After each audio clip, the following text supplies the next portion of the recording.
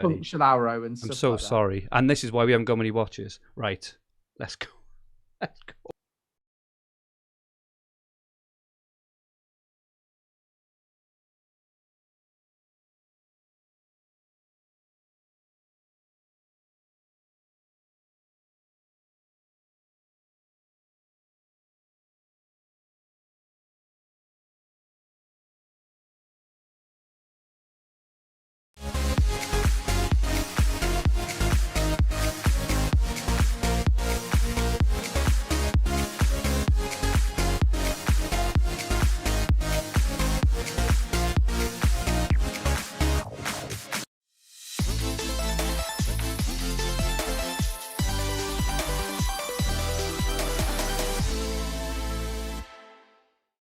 Hello all and welcome to episode 68 of the Green Arrow, an FPL podcast by Fantasy Football Hub. My name is Fergi and a big welcome to my co-host Adam Hopcroft. Adam, what a week. Injuries, transfers, minute by minute, hour by hour. I'm absolutely exhausted. How has your week been? Yeah, pretty much the same. I think it's been a fun week actually. So I feel that in the last 7 days, my FPL interest and the sort of the pre-season tinkering's really taken off. So it was great last week. I joined some of your friends on the Wire podcast, and we had your new celebrity friend, Late Riser, and all because I tagged it. All I did was tag him in a tweet. That's all I did. I'm getting all this grief. Yeah, so that was a absolutely great chat. Particularly, wasn't really aimed at this season, but it was really fun to record. And then I think since then, I was hoping to see some football the weekend and watch Ings play for Villa, but obviously Villa's pre-season friendly was cancelled. But overall, I think there's been a lot of twists and turns. We're now considering some 4.0 million Liverpool defenders. So who would have thought that a week ago? Lots happened. Bring on Friday 6:30. Bring on Friday 6:30. Absolutely, yeah. So I'm sure everyone knows, right? Especially everyone who's watching this knows. But Tsimikas at 4 million has become the talk of the town after Andy Robertson has got injured. We could have a starting 4 million defender for the team. Maybe at the start of the season, who has the best fixtures, who could get off to a flying start.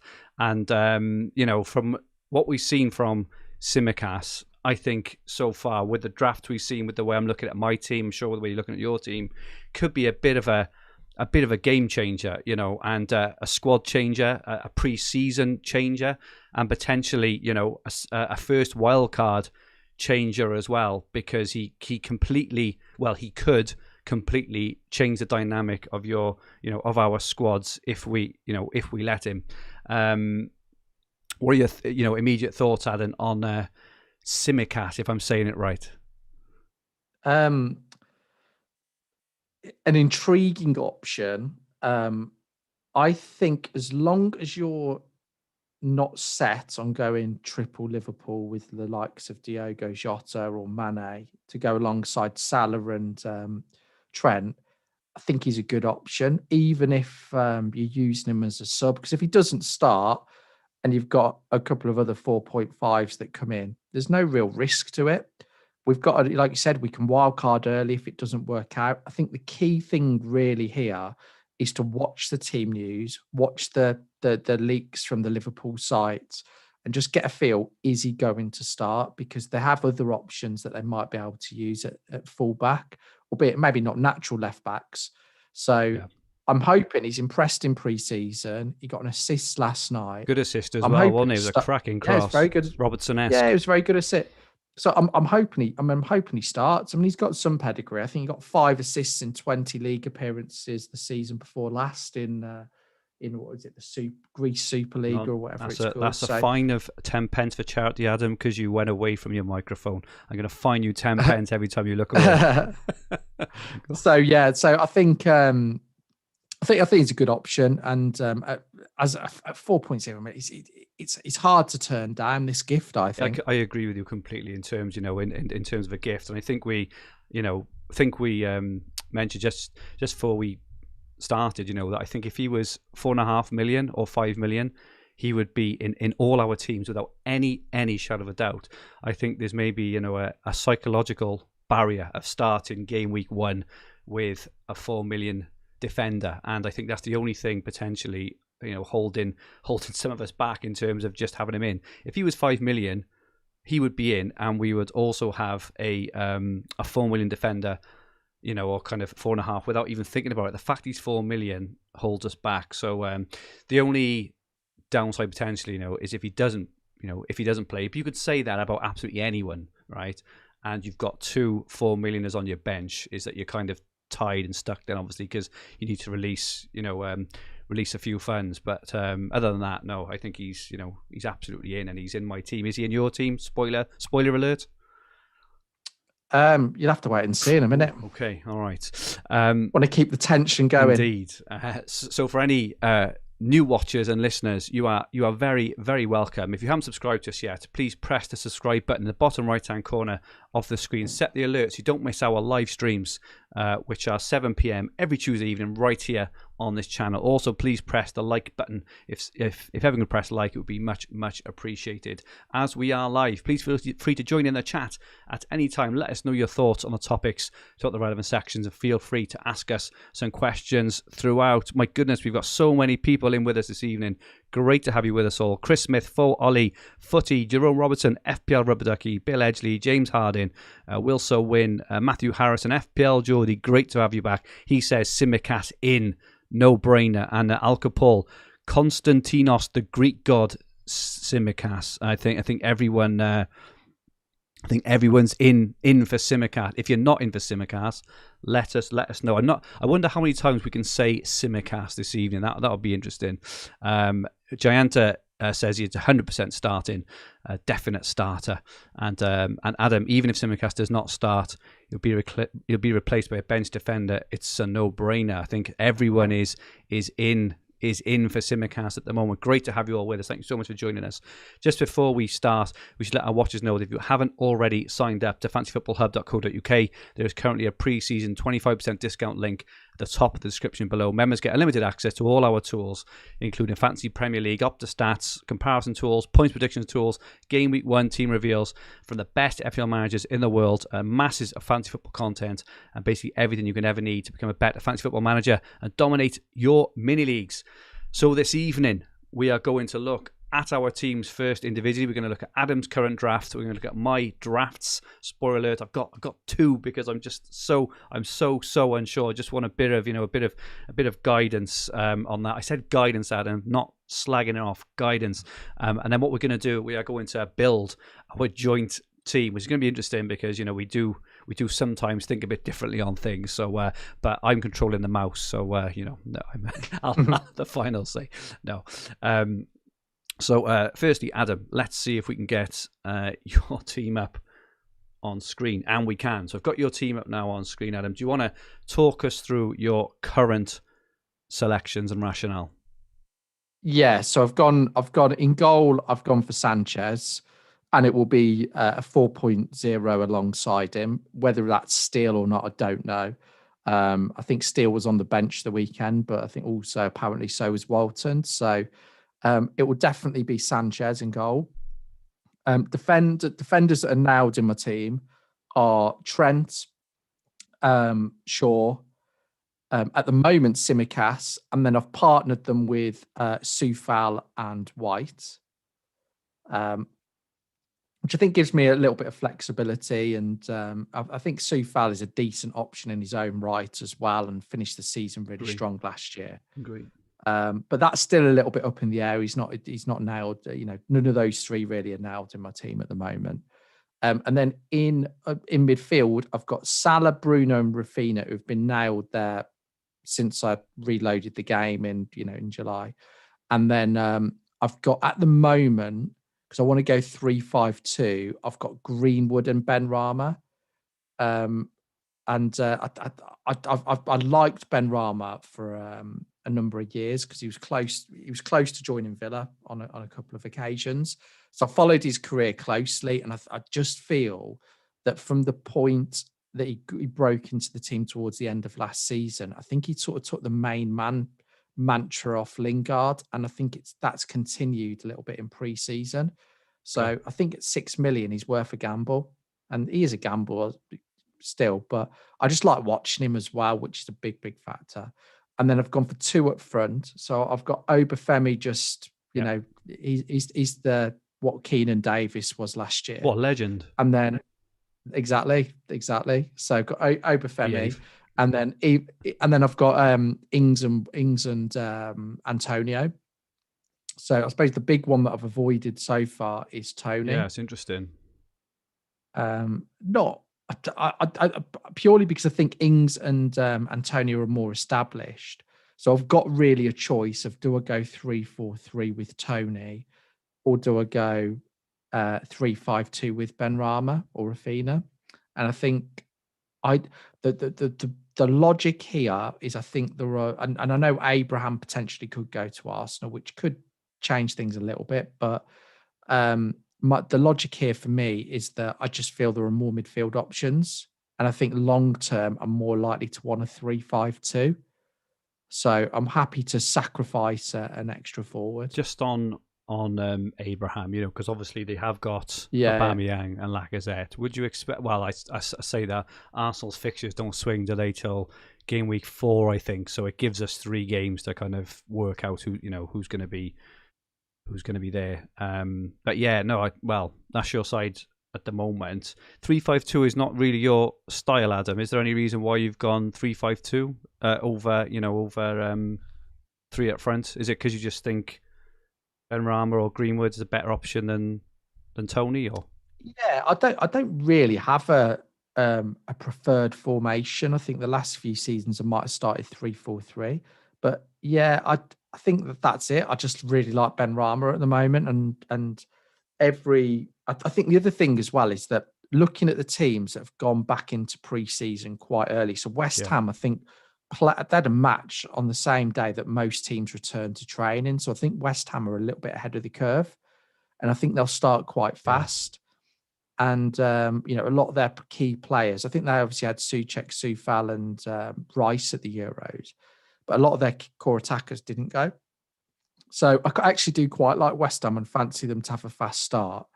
And I think I could go Tony. I mean, I just think he's more. We haven't seen him play in the Premier League yet, and it's not really Tony that I'm concerned with. It's Brentford. They've not spent much. It's a championship side in the Premier League. So what are we going to be expecting from them? Are they going to be like the Norwich of a couple of seasons ago, West Brom from last season, etc.? I don't know. And it's easy to downgrade Ings in a couple of weeks to him. Then so I don't feel there's many places to run to if I start with 3 forwards at the moment. No, that's my thought. That's my thought process, and I've seen enough of Ings and Antonio to be confident that they're good choices. Okay, so that's your current draft. We're just going to move on to my current draft. So I've been a bit cheeky, and I've done 2 because I can't decide. They're very, very similar. There's only a couple of players difference, but this is my current one that I've got, saved. And I've got Sanchez in goal. I've got Trent Shaw. I've got Tsimikas in as well. Like we've said, I think he's just a gift. And if it doesn't work out, I honestly, I don't think it really matters. I just think the potential upside is absolutely massive, whereas the potential downside, it doesn't. You may have to find $500,000 to find, to get a fourth defender, but you've still got 3 decent defenders anyway. So at the moment, you'll have Trent Shaw and Soufal. At the moment, in this one, I've got Trent Shaw and Cancelo. You can just start 3 at the back anyway, right? So I do think he's just absolutely a fantastic option. I've got a midfield 3 at the moment. Ezekiel Rose says it will end in tears. He's in our WhatsApp chats. He's not keen on Tsimikas. I've got a midfield 3 at the moment of Bruno Salah and Greenwood. So we've got a lot of chat. A a lot of questions around mid-price mids, which is the big question, right? We will go through it position by position and talk through. But I'm currently over Greenwood over Jota because I just think he'll play more minutes over the opening 3 games, and I think they're all a bit much of a muchness, really. So I prefer to go for minutes over anything personally. Have you got any real strong thoughts on Jota and Greenwood as it stands, Adam? Obviously a week on from the last time we spoke. So I've done full circle. So I was on Greenwood last week, and then I went to Jota. Purely because I was thinking I'm really fancying for the first 2, but I think there's 2 reasons I'm leaning towards Greenwood now. Is obviously Tsimikas is a big reason. I think Firmino getting a brace last night. I saw that. He looked better than I thought. So and he came off after an hour as well. Yeah, exactly. So I think the chances of Jota getting 2 lots of 90 minutes are very, very limited. Yeah. Not that he can't do damage in there, but I think that pushes Greenwood ahead on expected minutes. And the reason that's important is if we're looking at things like expected minutes and then expected points or expected goal involvement per 90, it makes a big impact. Yeah, agree.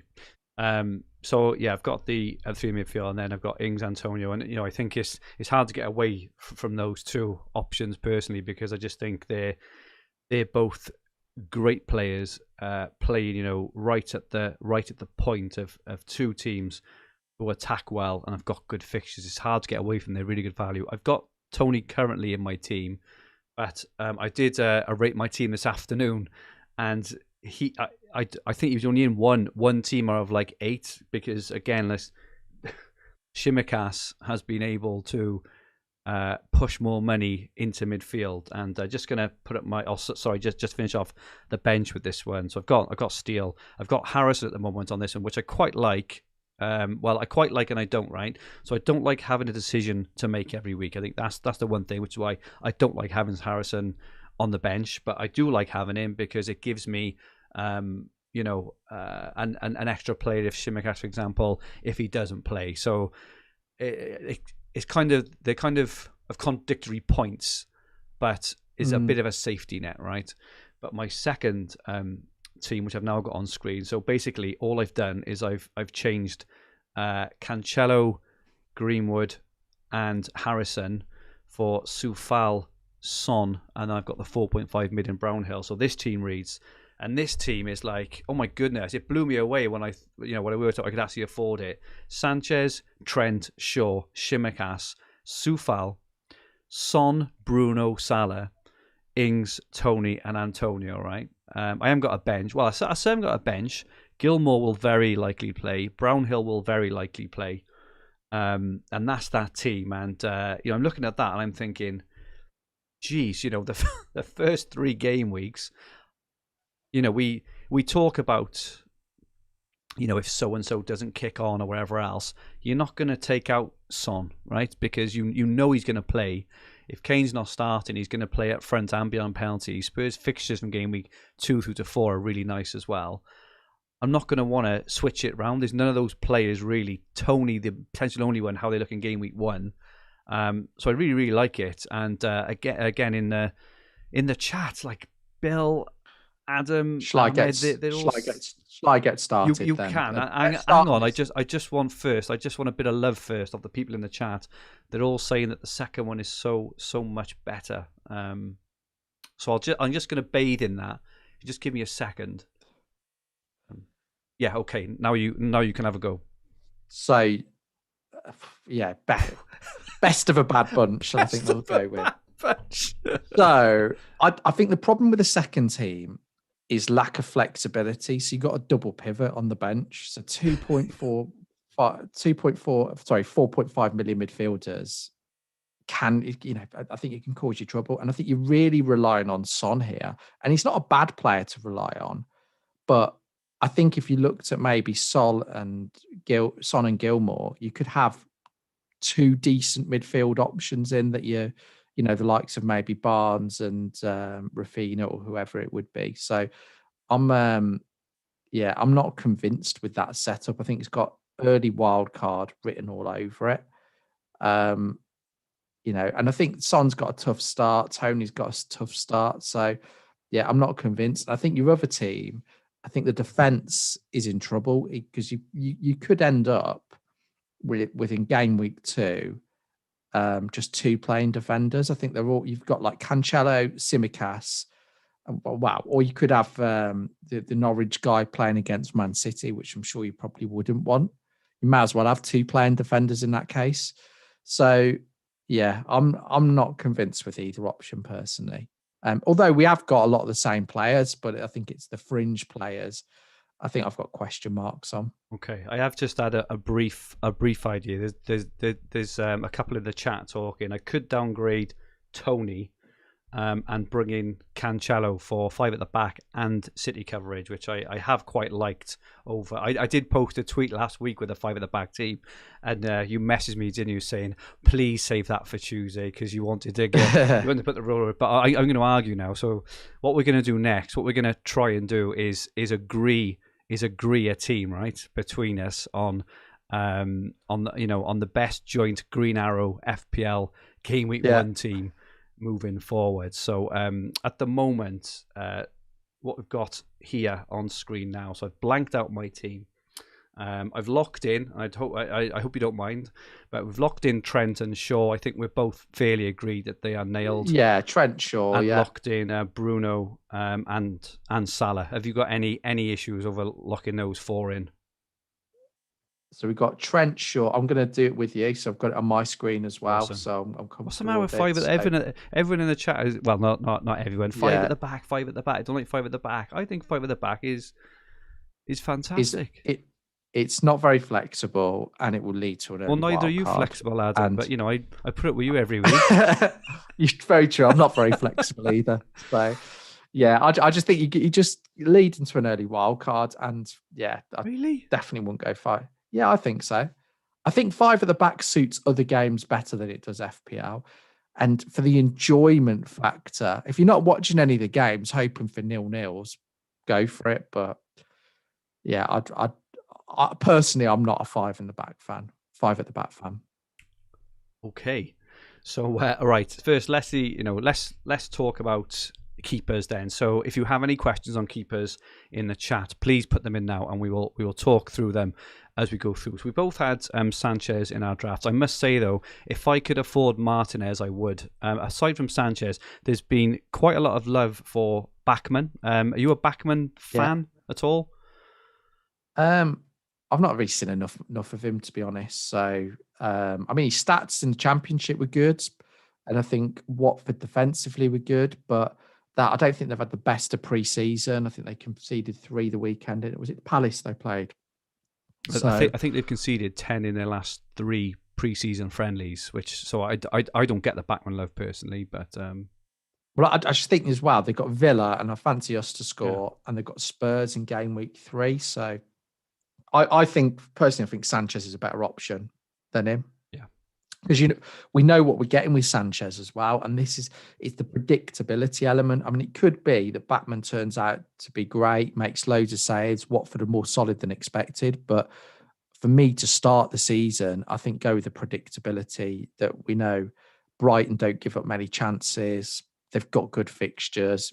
I think it's too obvious not to do personally. So, just on Martinez, then, if you had the million spare, would you go for Martinez, or would you put the money elsewhere in your team? Put the money elsewhere. I don't think Villa's fixtures are great after the first 3. And I think Martinez was brilliant last season, but I think that extra million could be key to responding to an informed player, particularly an attacking player. So I would rather have that extra million available, to the extent that if I had a team I was happy with, I would keep the million in a bank rather than going for Martinez. Okay. In the chat, Daniel Banks says Bachmann love is mostly down to Foster being the best 4 million option.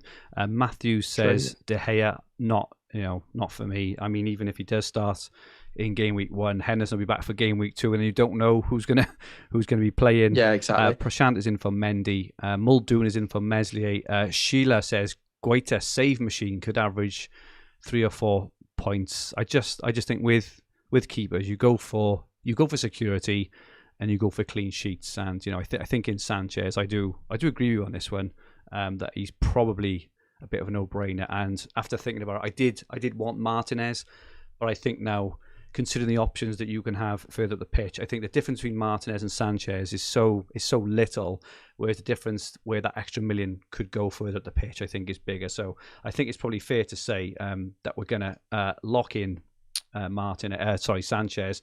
And Steele as well. Obviously as his backup seems Sherpen.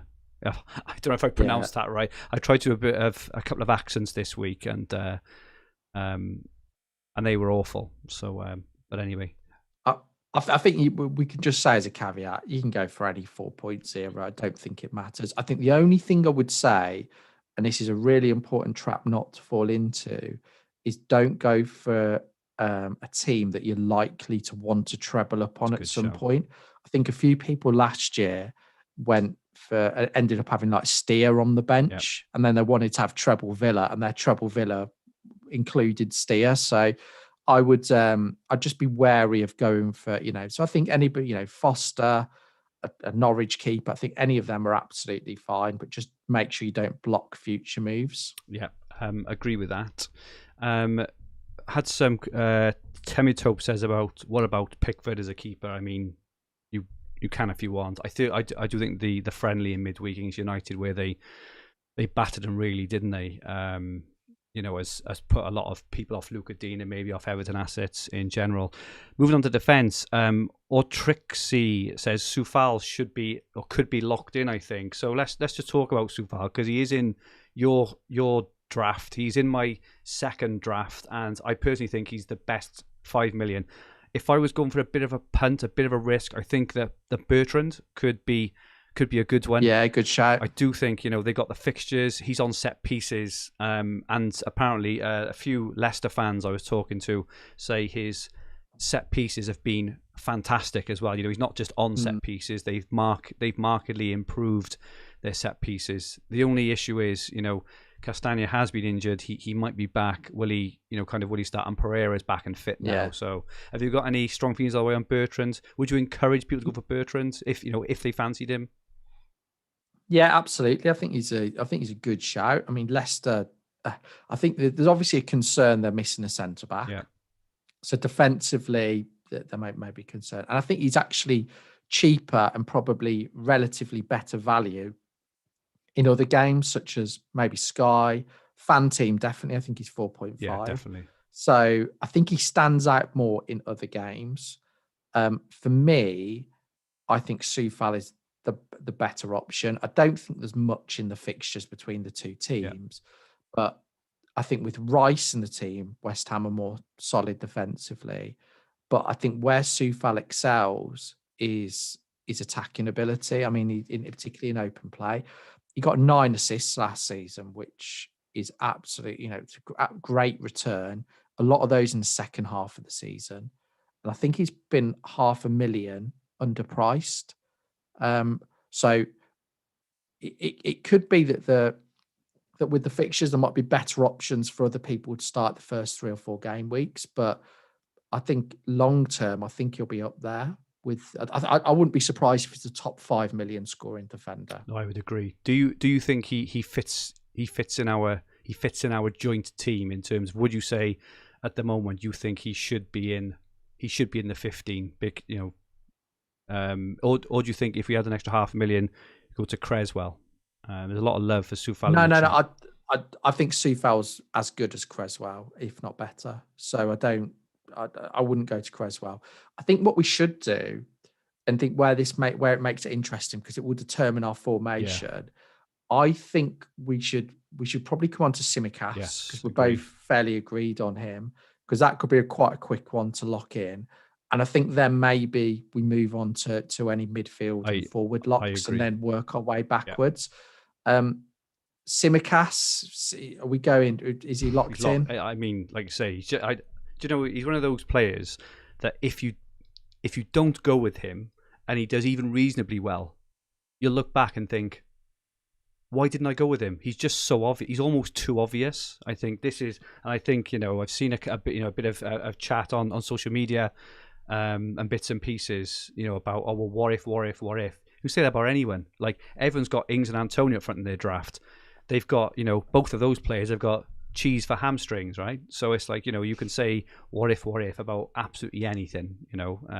If my auntie had whatever, she's my uncle, right? So I just think we're looking at the risk of using too many cliches. I think we're looking at a gift horse in the mouth if we don't go with him. Okay, what about? And I'm not saying this is my thought process. What about, could he replace Trent and use the money further forward? What a question. I think he could. However, I don't see the point because Liverpool's fixtures are so good, and also with Robertson out, Trent will now probably be on all set pieces where he was only on kind of half or 2/3 before. So I think the only downside, and I personally don't actually think that Andy Robertson is that great a defender. I've seen him make a fair few mistakes. He's given away stupid penalties before and all this kind of stuff. So yeah, I'm not sure that'll be a popular comment, but I'll let you carry on. This is what we're here for, right? To offer our opinion. I don't think he's a brilliant defender, so I don't think it changes much in terms of the defensive kind of strength or not of the team personally. The other question I've got for you just before we move off is, if we did have this back four now, Trent, Tsimikas, Soufal and Shaw, is another 4 million defender a realistic option just before we move into midfielders? Potentially, yeah. What I think we should do is I think we put Tsimikas in and we revisit the defence in a bit. So we got, I think let's go on to midfield now. Okay, all right. And let's see if we can get anybody that we agree on to join Bruno and Salah. Okay. So in yours, so in my team, I had a mixture of Greenwood, Son. I think you had Rafinha. I think they're the three who we're talking about are our favourites. Obviously, there's Ben Rama, Harvey Barnes, Harrison, Havertz. There's so many other players. Who's your favourite midfielder, regardless of price? First, it's Mahrez. I think, I do like Mahrez, but do you know what? For me, out of all of the ones that you've mentioned, the one that I like the most is Rafinha, and the reason is we know what we're going to get for him. And the other thing is, forget the pre-season results. Leeds were another team that were back early, have played a lot of matches in pre-season, and their first 11 have played a lot of matches in pre-season, or they've played. So I think they've got a lot of minutes under their belts. And I was doubting Rafinha actually today, and I read a couple of articles about his performances in the friendlies, and everyone's raving about how good he is. Attacking wise, though, because I did think in FPL last season, again, I don't know if this is going to be popular, right? But I did think he flattered to deceive a little bit FPL points, where it was always like, Rafinha's so amazing. A bit like Grealish at times, I thought. A bit like Lamptey, where it was, they looked brilliant footballers, but I'm very, very, very much fantasy football is points, and points is what matters. And so do you think, from a pure points view, that Rafinha is going to be good this season? Yeah. I think he was unlucky not to get more points. And I think what happened, he was actually very consistent. So a lot of his points trickled along, but he didn't get the massive hauls. And I think that's just variance. I don't think there's anything else. But I think for me, out of all of the pre-season teams, the two teams that I think are ready for the start of the season are Leeds and West Ham. Forget the results, but they've got minutes in their legs. He seems to have played his strongest team, and I think so. Yeah, I think Rafinha's a sort of player people will look at the fixtures and be put off, but I don't think it matters too much with Leeds. I mean, last year at Old Trafford, he got a couple of assists. Yeah. So he got 8 or 9 points. So I think, he's one I do like. And I think, I've seen people talk against him. That's 20 pence because you looked away from the mic again. Andy Pick said, I thought I looked away after I'd finished. you did it again. I was just trying to... 30 pence, Adam. This is all adding up. It's all going to charity, by the way. Andy Pick says, my wife says Son over Mahrez. Mrs. Pick knows best. Trixie says Greenwood. Magnus B says Harrison over Rafinha. And Wilson win. What week do you think Sancho will start? I don't think personally it'll be in game week 1. It may be after that. Liam Smith says Havertz 100%. Is such, and this is the problem, right? Is absolutely no right answers here. I think my pick for midfield at the moment, just around that price. I think regardless, if we weren't thinking about price, I think Son is probably my best pick, but he is expensive. We do have to consider that, right? Yeah. And having Son or not will impact our defense and our attack, both of them, because of how expensive he is. My pick, I think, is Greenwood because, as we mentioned earlier, I think he's going to start, and that to me is really important. He's going to start. They've got nice fixtures. Leeds, Southampton, Wolves, Newcastle are 4 really nice fixtures, and he's fit as a fiddle. I think he's going to start. We've had some shouts. What about Jota? I think we mentioned earlier. It's just not showing his minutes, and I would hate the thought of having to wait for team sheets with your fingers crossed, like we've done so many times over the years with Sterling, Jesus, Aguero, Mahrez. You're just not sure. And Briston, say it, Fergie, Greenwood, isn't it? It is. Prashant asks about Mount. Mount is very unlikely going to start game week 1, and Chelsea's fixtures aren't the best. However, I do think when Lukaku arrives, I think that will benefit Mount, because Mount's obviously on a few set pieces. So I personally think Greenwood is my, and I prefer him to Rafinha because I just think he plays a bit more forward. I think for a better team, and their fixtures are better. I can't argue against Greenwood because I've got him in my team. So I think my only worry with him is I think minutes could be a risk. That said, he finished the season really strongly, and I think a real big factor in his favour is he had no football over the summer. And United are going to want to have a good start. I think he scored in his last pre-season friendly. So, yeah, I think let's put Greenwood. Let's lock in Greenwood. Yeah, I think we may have to come back to him later. If we're messing around with our team with budget wise. But I think Greenwood. I'm a bit on the fence with Rafinha. I do think he flattered to deceive a little bit. Harvey Barnes is someone we haven't mentioned yet. Now I do like Harvey Barnes, and I think it's very easy to forget the form he was in, just literally in the game and just preceding his injury. He was absolutely on fire, and I think both of us were planning on getting him in that week, weren't we? Because he got injured in double game week 26. What are your thoughts on Barnes? Is he someone you really, really strongly want in your team, or is he up in the air? Yeah, I really like him as a player. I think that he could get reduced minutes in the first couple of games, partly because of the attacking options that Leicester have got in Dako and Iniacho, who could potentially be on the bench. So that does worry me a little bit.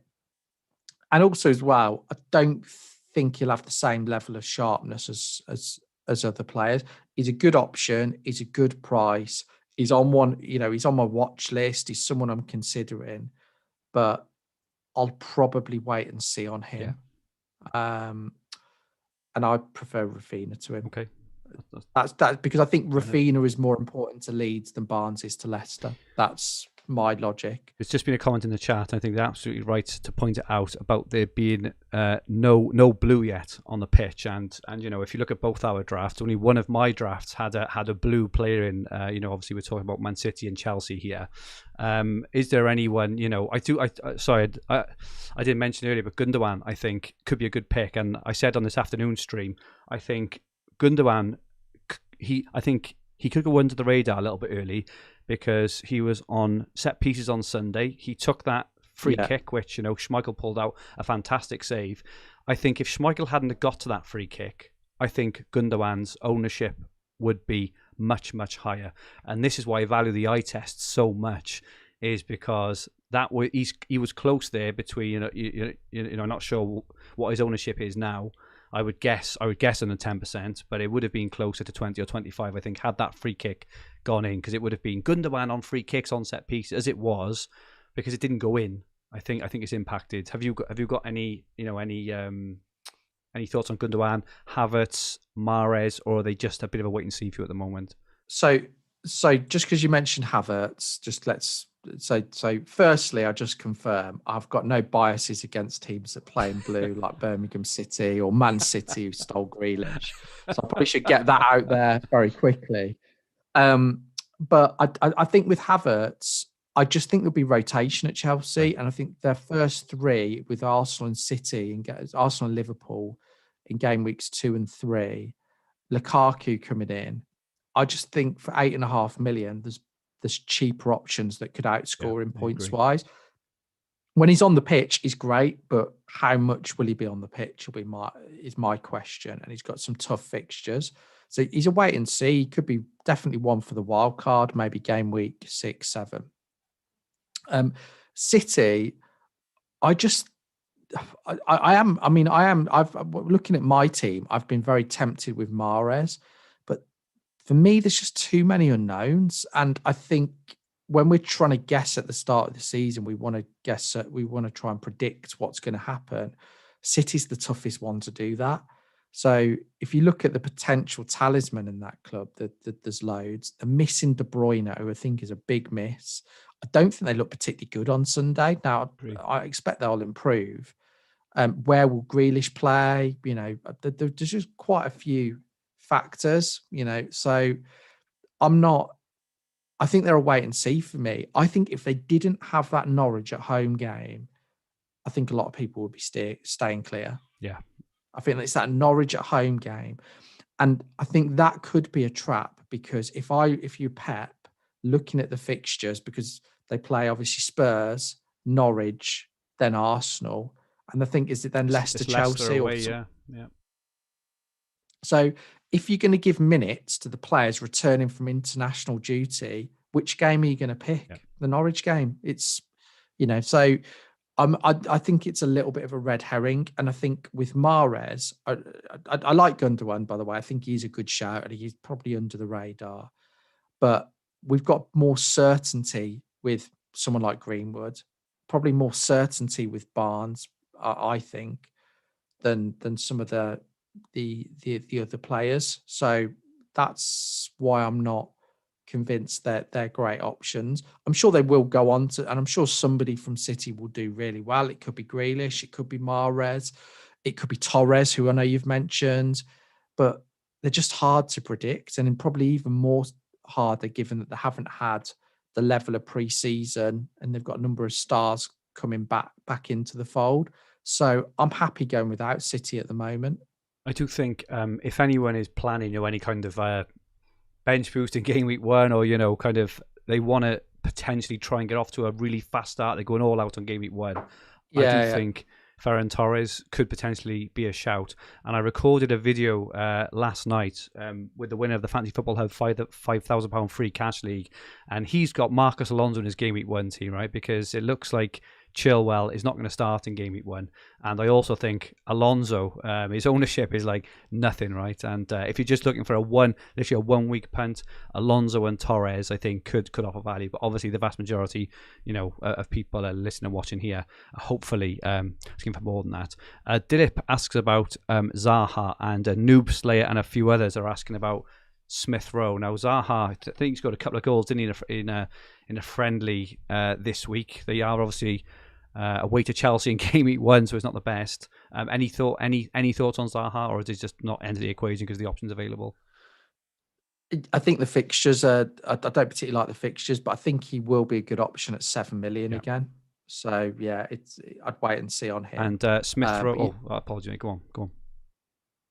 On Smith Rowe, I think he's been brilliant pre-season. He's a good option, but they play Chelsea and City in game weeks 2 and 3. So I think he's one that I'd probably look at after the international break. Okay.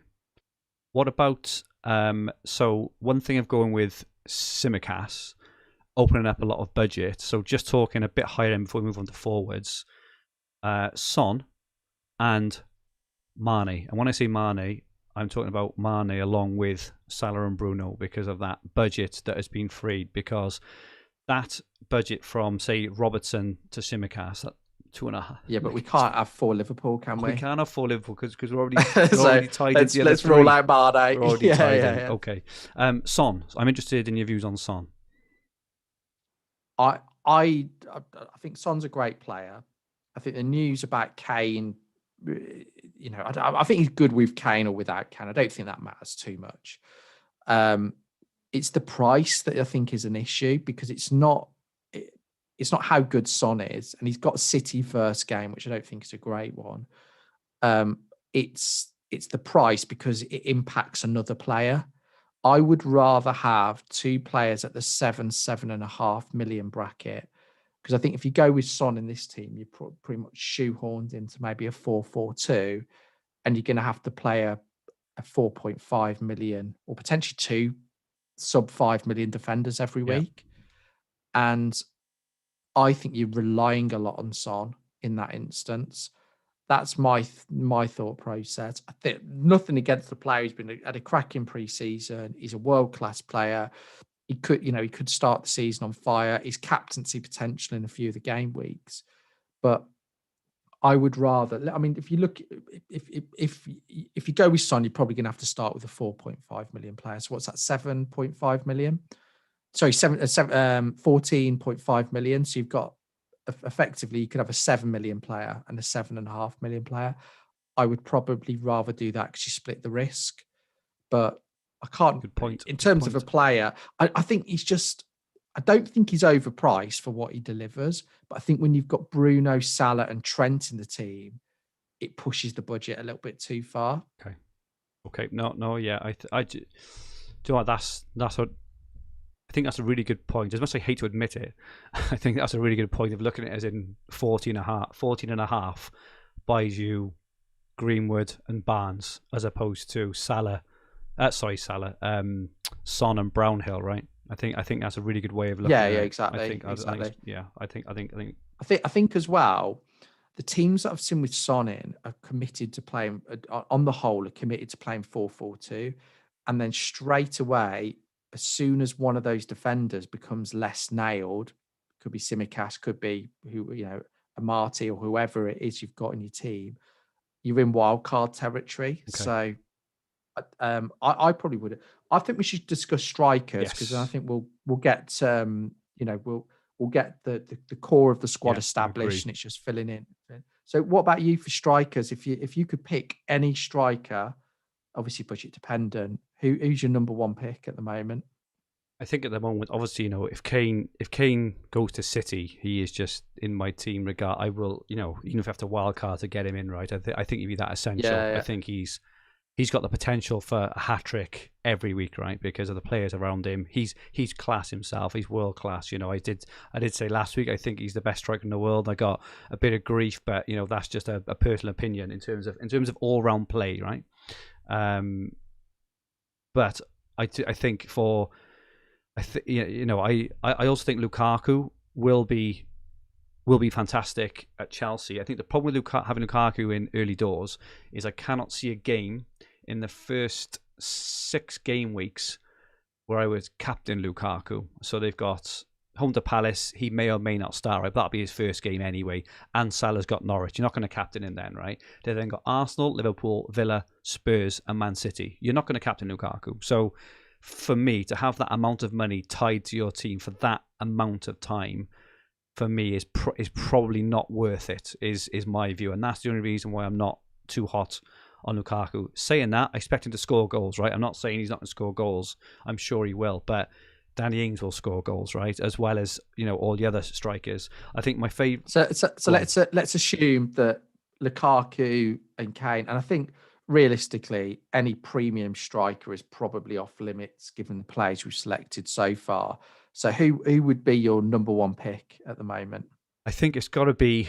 Well, I'm torn between two, and we both got them in both our teams. So I think this could be quite a a big conversation. But I think Ings at Villa, they've got the fixtures. He's a fantastic striker, and he's proved it time and again at Southampton. It's just his fitness. But again, right, if he gets you 5 goals in 5 games and then gets injured, he's done a job for you, right? So I think Ings and Antonio is a really close second there as well, for the same reasons. I just think I think he's absolute class. They've got incredible fixtures, and I find it really, really hard to get off those two. So I got Tony in my team. I'm not as hot on him as I was. I'm not really sure why. I think the emergence of Ings has changed my thoughts on the strikers. You obviously watched Ings, didn't you, in a friendly the other day live at Villa Park? How did he look? Well, I watched the training session at Villa Park, and then the day after, I watched on Villa TV the performance, the pre-season friendly where he scored. It's difficult to know still how we'll set up. Obviously, Watkins could be injured. Hopefully, he's not. But what tended to happen is that Watkins was playing on the last man, and just Ings would just float around. But I don't think it's at detriment to Ings's FPL potential, because the goal he scored, he had acres of space. He had a good chance not long before where it was one of the typical Ings in and around the edge of the box where he just missed the far corner. So I think Ings is hard to look past, because I think his finishing ability is a little bit better than Watkins. So yeah, I think for me, I would agree. Ings and Antonio are locked in my team at the moment, because I think we know what we're going to get. And I think there's doubts over a lot of the other strikers. So Calvert-Lewin didn't start the weekend. Yeah. Tony didn't start the weekend. In Calvert-Lewin's case, he's been late back because of obviously the Euros. I think Wilson's had a couple of niggles. I think he is an option, Callum Wilson. I wouldn't rule him out, but something about me just doesn't like having a Newcastle player in my team. This is it. We've had some. It's a bias we've got. Maybe we're being too subjective on that. I'm not sure. But I just it's fair. I know this sounds really, really, I don't know, crass and just obvious, but I just like to go for players in teams that score more goals. And Newcastle, I honestly think if Callum Wilson went to a top, 6 or 8 team, I think he would score bags and bags. I think he's that good. I thought he was brilliant at Bournemouth, and he's a fantastic striker. It's just, I'm sure he'll score goals at Newcastle, and they have improved their, offensive output in the second half. But they've got West Ham and Villa to, start off, when we're talking about Soufal and maybe Martinez, whatever else, because we fancy their defense. They've got decent defenses, and then they've got Southampton, and Man United away after that. I don't fancy them just because of the team they play for. And the same for Willock. We had some questions about Willock as well. I'm sure that Willock will do well, but again, he just plays for Newcastle, and I just think there's better options at that price. Is that your general feeling? Well, one caveat to this is that I think Newcastle improved the second half of the season. They had a new coach come in. Right, yeah. And if you read some of the things, it seems that tactically he's improved them, and they have been more attacking. So I think this could be a little, where there's been quite a few pods on biases at the start. This could be where we do have a bias against Newcastle. I am open to both Wilson and Willock, but maybe not to start the season. I think Willock is, I thought he was great at the end of last season, and at 6 million midfielder, it could be a really, really good option at some point. But he hasn't. I don't. Has he signed for Newcastle? He wouldn't have trained much. I think it was literally, on the verge of happening over this last day or so. So. Yeah, so will he be involved game week 1 again? So I wouldn't risk him at this stage. Okay. So yeah, I think Wilson's a shout, but I don't think he would be coming in ahead of Antonio or Ings. Peter, it'd be a question to play alongside. Peter says Bamford looking better than ever. So you mentioned earlier about, you looked at some Leeds friendlies and comments. Was Bamford mentioned at all in that? I know he scored a couple of goals, haven't he? No, because I did the whole confirmation bias. You only looked for Rafinha. Only searching for Rafinha Control and F articles. Rafinha. Brilliant. Yeah. And I was good. So that's a good point. I do think Bamford is a good option, but why I quite like the price points of both Ings and Antonio is, I think maybe in 2 or 3 game weeks there's get out. So you could go to Bamford, you could go to Calvert-Lewin. That's right. You could go to Raul Jimenez, who I think could have a really good season. So I just think I do think Bamford's a good option, but I think Rafinha at 1.5 million less, I would probably go there. And I think Leeds fans might know, is there a possibility Rodrigo might take some of his minutes? I don't think he will, but I think wait and see on Bamford for me. FPL Geordie says Willock not signed yet, and he also says that Newcastle have lost a couple of pre-season games. I think he said York and Rotherham. So I know pre-season doesn't mean a lot, but there are there can be a couple of clues. So at the moment, Adam, locked in our team, we've got Sanchez and Steele, Trent, Tsimikas, Soufal and Shaw, Salah, Bruno, Greenwood, Ings and Antonio. We've got 22 million left in the bank. Is there anyone else on these strikers? So we've had a shout for Vardy. Now, I'm not against Vardy. I just think Ings and Antonio would probably offer better value. Again, if Vardy would have scored, he was really lucky not to score. Obviously, he had that shot right at half time, which Stefan made an incredible save onto the post. Are we sleeping on Vardy, or do you think with maybe Harvey Barnes is a better option in midfield? Or I think for 10.5 million he's too expensive, because I think he is. I think from the second half of last season, maybe the final third, he looked a little bit on the decline. Yeah. And I think it's inevitable that it's going to happen. When you look at the performances of players, when they get into their mid-30s, there is always a slight decline. So I think this could be the season where we start to see him get less minutes, to get his minutes managed more. I think at 10.5 million is too expensive. I would rather have Son for 10. I know the different positions, but I'd tweak my formation. Just think it's too expensive for this season. Okay. And particularly when you're not going to captain him as well, or unlikely to captain him. A couple of players who we've managed to skip over a little bit. Ben Rama, we touched on. Yeah. I know you're quite hot on Ben Rama. And Bowen as well. So a couple of West Ham midfielders. Apparently Bowen has had 2 goals and 2 assists in pre-season and looks good. My thoughts on him, because I prefer Antonio as an option, and I personally don't like it. Now I know Ben Rama is in your draft. I'm not a big fan of offensive double ups, really, especially on teams that are not in the top 4. If it was like, if City had great fixtures, or Liverpool, or and they were affordable. So at the moment we're doubling up on Bruno and Greenwood, right? Because United, we expect to score a lot of goals, for a sustained period of time. I don't get that with West Ham. I'm sure they'll score a few, but what are your thoughts on Benrahma and Bowen? And also, why did you have Benrahma in a double up with Antonio? Because I don't look at things in double or triple ups a lot of the time. I look at the players in isolation. I think West Ham's fixtures are okay. And let's say West Ham won 2-0. Who's to say that Benrahma and Antonio aren't involved in both goals? I think and Benrahma's been playing as a number 10. I think he's been key to a lot of what West Ham have been doing. And I just think this won't be picked up in the stats, but the confidence factor. Can there be a player going into the season more confident than Benrahma at the moment? I don't think there is. I really don't. X-confidence. Yeah, exactly. There you go. Yeah, exactly. And I think it is a factor. And I think he looked good. When I watched him at the end of last season, I think it was the Brighton game where West Ham was struggling to do anything. And he got a goal out of nowhere. And he's just got, I just like him as a player. And this is, I think at 6 million is a fun price.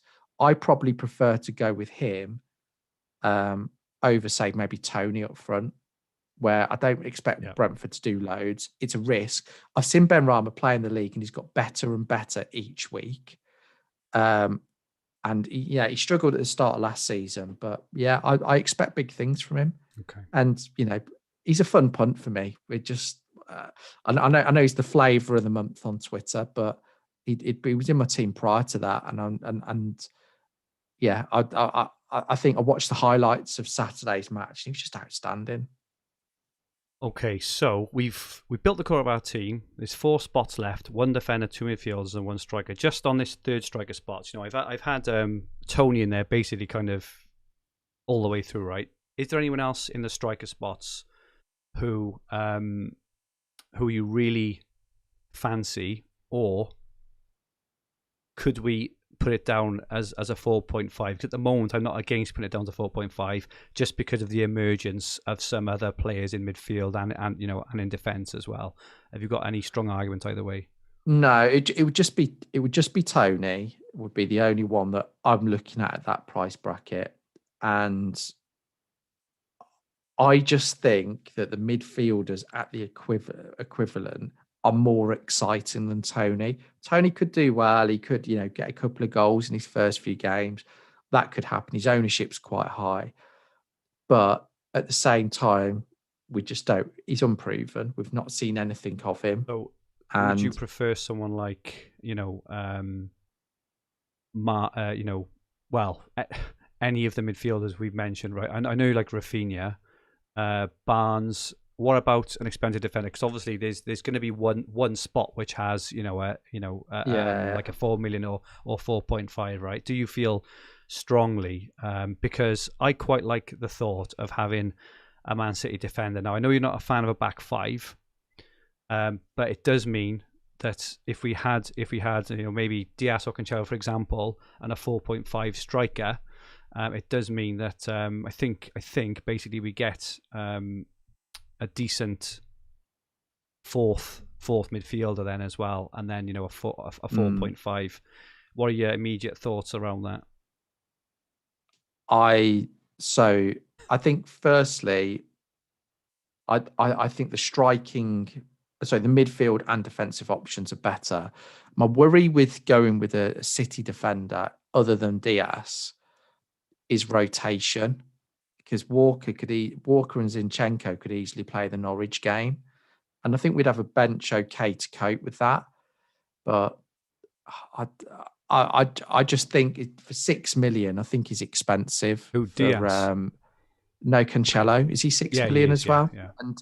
And I think the one that I would go for, if irrespective of fixtures, is Ben Chillwell. I think Chilwell was brilliant towards the end of the last season, had loads of attacking threat. He would be in my team, and I'd consider going for at the back. But I think for fixture reasons, and also the fact this could be the game that he misses the first one because he's been late back. So, I'm not excited. I think we should. Personally, I think we can put a 4.5 million striker in, because I just think the midfield options are better than. I agree with that. Yeah, I think let's put in. I'll put in Keenan Davis just for legendary old time sake, legendary status. We're never gonna have a triple up on Villa anyway because they're crap. So we've got 17.5 million left now for 3 players. Is it safe to say we should put a 4.5 million midfielder in as well? No. I'm just reading some of the comments in the chat. Like a few people have put.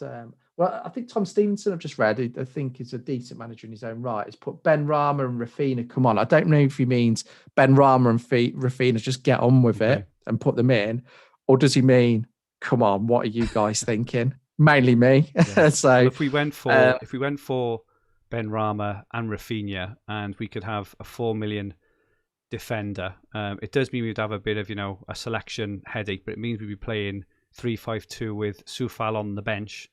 And actually, that's not far off your exact team. That's why Yeah, I know. That's why I don't think we should go for Ben Rama and Rafinha. I think you put an argument against them.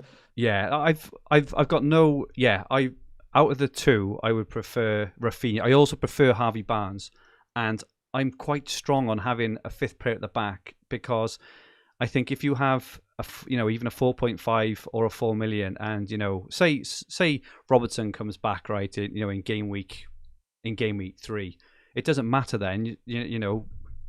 Tsimikas is then your fifth mid. You've still got 4 fantastic defenders, and that includes Soufal at 5 million. So that's why I'm pretty keen. And I also think that 5-5-3-2 is. I personally think it's not a bad way to go. I know it's not. I know you can't say it's massively exciting, but it also gives us a City player going through their run. So when City hit a good run of form, you don't have to rush in and get -4s or kind of -8s, do you, in terms of having to try and gain loads of play. They're already there.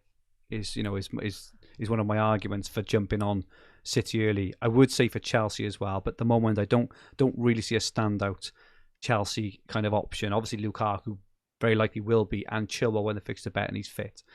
But I think our kind of argument is, a Diaz over Ben Rama or someone along those lines.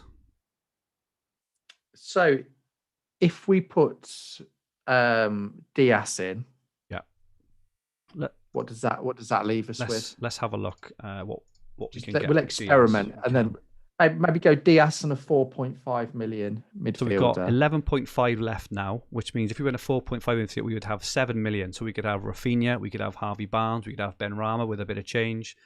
We can't stand to Jota, but then we can't anyway because we've already got the 3 Liverpool mids. So Jefferson, no, you can't have 5-3-2. I don't understand why. Does anyone like the 5-3-2? I don't know. I think it's nice, or it could be 4-4-2, right? Because we'd probably maybe bench Soufal or even Diaz in the first game. I don't even mind having Diaz against Spurs and benching him, because his ceiling is quite low. We could still play the more aggressive kind of 4-4-2. Just just a few things in the chat. El Ghazi, Kubaratanam, El Ghazi, Adam the Villa fan. I know he took the penny the other day. Is he likely to be in the starting 11 for the first 3? He possibly could the weekends because there's doubts over Buendia. Yeah. Bailey's been in isolation, so yeah, it's possible he will start the weekend. And I think if he starts, he'll probably be on penalties because he's never missed a penalty for Villa. So there's no reason to change him as penalty taker. He's actually pretty good at penalties. It's one of his strengths. Okay, and having some shouts from Saka. I just don't think we like his fixtures, do we? Is Gundogan someone you would consider if we didn't have Diaz in the team, Adam? Is Gundogan something, if we went down to like a 4 million defender or 4.5, would you ever consider Gundogan in the team? I think he's an option, but I prefer others. Okay. So I would go, if we put in a Gilmore just to get a 4.5 in there. Is he your best 4.5? Like, I know it's not massively important. Probably Brownhill I'd go for, but I don't think either of them. I think they're just going to be 2-point merchants, aren't they? We got 7 million left for this 11th man. Barnes, Rafinha, Ben Rama, or we downgrade Diaz and then we can afford maybe a little bit more. Who's the one you really want to say to put in there? Go on, say it. No. I think when you've got exact money left. Yeah, I'm ahead. Barnes. I've got 7 million player. Yeah, Barnes. Yeah, Barnes. But do you prefer Rafinha to Barnes? Yes, I do. I don't think there's much in it, and I think this is where it's really difficult to predict at the start of the season, but. I think they'll score similarly over the season. Okay. Commentator 69 just asked quickly, what about Iheanacho? We haven't really mentioned him. I think it's tough because it's where do they all fit in, right? Yeah. It's really hard. Again, he's another one. If he didn't start on the weekend, you wouldn't be that surprised, would you? Yeah, exactly. I think if I'm being honest, this exercise, what it's helped me to do is it's just confirmed how good my team was at the start. And I think I'm set on my team now, Are you which really? That's good. So yeah, I with think so. your It's been a really worthwhile exercise. The only thing is, do I need Sufal as well? And could I downgrade him and then have $1 million in the bank? But yeah, I think doing this and talking through, which we said we do most weeks, right? This is what we do nearly every week is talk through all the options, and it really, really helps kind of answer all the yeah. dilemmas, doesn't it? Yeah, just because we're getting a lot of, I think a few people have asked about Iniacho. I just don't think he's guaranteed to start, and I think Ings and Antonio and Wilson are, and I think for that reason, I think also the guy that they've bought in and Vardy, and they're playing one up front. I think he'll be an impact sub to start with. So he's a wait and see for me. What about Sarr? We've had a few questions about Sarr at 6 million. Is it just because he's a good option, isn't he? I like Sarr. I like him as a player. He could be on penalties, but Ben Rama's the same price, and I think he'll get more of the ball. He's going into the season. Ben Rama is going into the season bouncing, full of confidence. He could. We have this every season. He could fall flat on his face, but like I said, I just prefer him. So I think, and also, how many goals will Watford score? exactly? It's that sort of Newcastle syndrome, isn't it? And like I said, they've got better. They've got better, but I don't like having attackers from teams that don't attack. Okay. Sam Ross says no Calvert-Lewin. No, it looks like he may miss out on Gaelic War, and Everton just haven't looked that great. And I just think we just both prefer Ings and Antonio, but it is easy to that I think it's really important to say that these are just our opinions, but every player we've mentioned, they're all much of a muchness. I think it's really important to kind of say that in terms of there's no right answer between any of these players, right? It's just what you feel, that your kind of gut feels. So there's no stats to work off. There's no anything to work off really. So this is what we're doing. So you bent on DS, Adam, which I think was a very noble thing of you to do. So Rafinha was locked in my team. I changed him up recently because I was kind of messing around. Something else. So FPL Salah Abdul, when we did his team reveal, I asked him, who is lot, and he was just like, Rafinha. Absolutely no doubt he is the best option. So if you're happy to go with Rafinha, I think I'm happy there. It gives us $500,000 as well, which it could be really, really important at some point.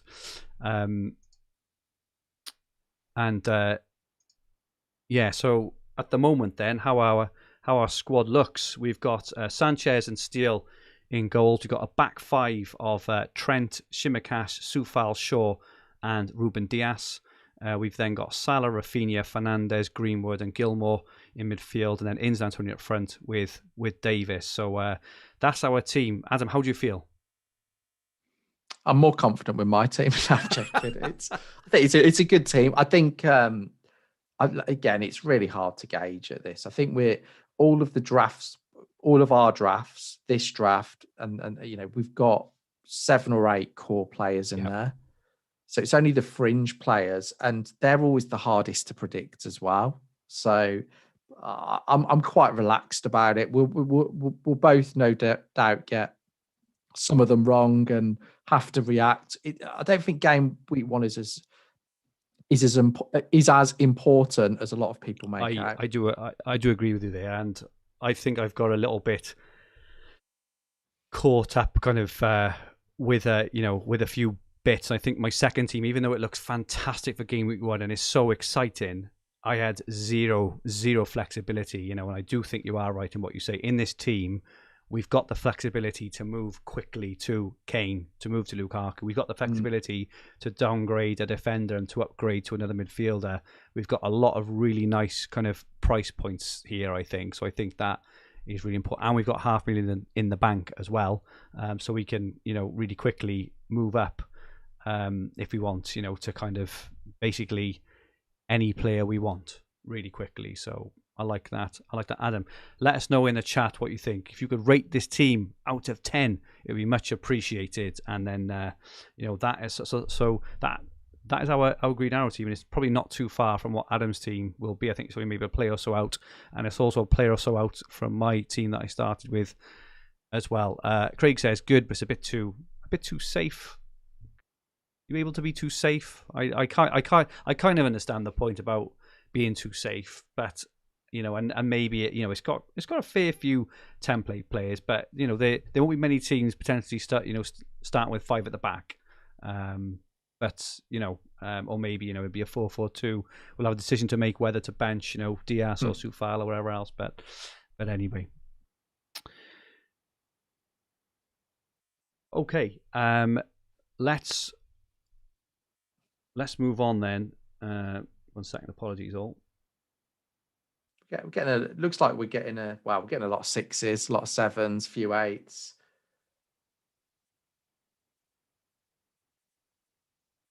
Okay, so now we're going to move on to our competition. So for those who haven't seen it, for those who are new, firstly, welcome. Really, really hope you've enjoyed the stream. If you have enjoyed the stream, you could please press like. It would be much, much appreciated. But if you haven't seen it, we have a competition, and you can win a Fantasy Football Hub mug. Brilliant. Adam, have you got your mug there alongside you? I haven't. No, I haven't either. But it is on screen. It's a fantastic mug, and all you have to do is guess who will be the highest scoring player in FPL in Game Week 1. It is as easy as that. So, like the stream, pop the name of the player you think will score the highest amount of points in Game Week 1 into the comments. If there's more than one winner, we'll do a random draw to decide who gets the mug. Adam, who do you think will score the most points in Game Week 1? I am going to go with, I think it'll either be against Brentford or Norwich. So I am going to go with Mane. You're going to go for Mane. Nice pick. Yeah, I've noticed his ownership is still ridiculously low, isn't it? I think I am going to go for Marcus Alonso. I think I'm just going to go for it. I think, just a complete and utter 1 week punt, which this is what it is. We're getting a lot of Trents and Brunos. Sarah, Chili Sauce says Sarah. Please put in the chat for a chance to win the mug. Just a couple of messages before we wrap up. If you haven't seen it, so I've been going live every single day at 3:00 BST on this channel, rating teams and doing Q&As, and we'll continue to do so every single day up until the deadline next Friday. It's this coming Friday, the 13th of August. Pop in if you have time. It's really good fun, and I give everyone team a good going over and share my latest draft too. Make sure you join our FPL podcast mini league. There will be a Fantasy Football Hub goodie bag prize and free premium membership for first place. The mini league code is QDA SZC. Just going to pop that in the chat for everyone there. QDA SZC. Make sure you join us. You get a goodie bag, you get a mug, a flask, a t-shirt, and free hub membership for next year. It is well worth winning. And that is it from us for this week. I think Adam, I'm kind of 85% there, I think, in terms of my team. Just these odd, Diaz versus Tony versus Barnes, this kind of 1 or 2 places out now. But I think I've got 9 or 10 of my starting 11 personally. What about you? I'm happy with my team at the moment, but I expect things to change over the coming days, particularly with team news. Yeah. So, yeah, I don't like Friday deadlines. I think I don't like Friday deadline. They're always a rush. I think they've been unkind starting us on a Friday. So, I think for me, I'm more, pretty much there. Okay. And I'll try not to do too much tinkering, because I think it's the worst thing. It is. I agree. And on a serious note, for our watchers and listeners, and I mean this, right? There's so many great options. There's a player pool we discussed this evening of maybe 35 sort of players, and we haven't even touched on some, right? Players like Cavani, and players like that. There's more Ziyech. Ziyech is one we haven't touched on. There's so many players. If you're 50-50, don't go your way. Just try not to be too down about it. There's nothing we can do. I think Gameweek 1, as Adam said, it's not the be all and end all. As long as you've got the core players covered. If you're 50-50s, don't matter. It is a lottery, and just go easy on yourself if you have if you have a low scoring week. It doesn't matter. It really doesn't. It's very, very easy to get caught up because of all the work and analysis and pressure and everything else we put on ourselves. Don't worry. Just enjoy your weekend. Adam, thank you so much for joining me this evening. Insightful and brilliant as always. You're not here next week, are you? You're on holiday. Yeah, I'm on holiday. It means I missed Villa's first home game of the season as well. So, yeah, I thought I'd be on a Disney cruise. So I'm sure that'd be fun. Wow. Hopefully it's got Wi-Fi, but we'll have to wait and see. Brilliant.